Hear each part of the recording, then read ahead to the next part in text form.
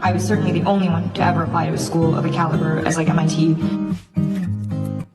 I went to a very small high school. It was the only school that taught in English in Iran, but it wasn't an international school, or like in the traditional sense, it wasn't an American school. And I think about a third of the people in my high school cohort actually didn't attend universities, they didn't even apply. I was certainly the only one to ever apply to a school of a caliber as like MIT. Many of my teachers didn't really know how to handle writing recommendation letters, or they didn't really have much helpful advice. I think I was one of 3 people who took the SATs.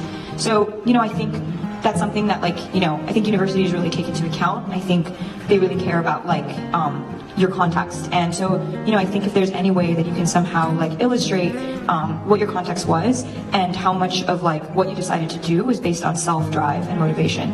I really think I think actually MIT is one of the few universities that interviewed in a country like Iran, and I had a really long interview that lasted about 2 hours. And I think we talked in depth about why I wanted to go to a school like MIT, why I wanted to study, and I actually really knew even back then that I wanted to do material science and physics. I actually wrote that in my application, and I did do it. And so I think having pretty good reasons about why you want to study what you do. And I talked a lot about being the only student taking this physics class and having to go run all these experiments by myself, whereas most students would have to do it with a teacher or in a class.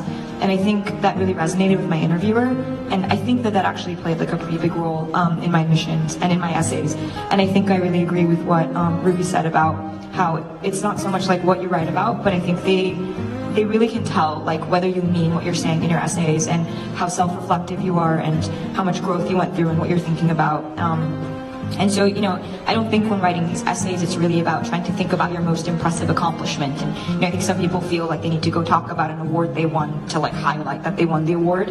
I just wrote about, my main essay is actually just writing about, I did a lot of sort of painting and art at the time, and about how the first time when I had to move from copying existing art to doing an original piece, how scary that was for me. And thinking about what that would mean to someone who maybe wanted to do engineering, when you have to think about how you have to create something new that doesn't exist. And I actually was told from university admissions officers that they really enjoyed reading that essay. And I was surprised because I was applying to mostly science and engineering programs. I thought writing an essay about art would, maybe hurt me, but it didn't. And so, I think keep an open mind about all these applications. It might not, pan out the way you might think. People care about different things. So that would be kind of my main advice. 感兴趣的朋友们可以截图扫码联系小助手，获得免费公开课资料哦，或者拨打咨询电话4167201268。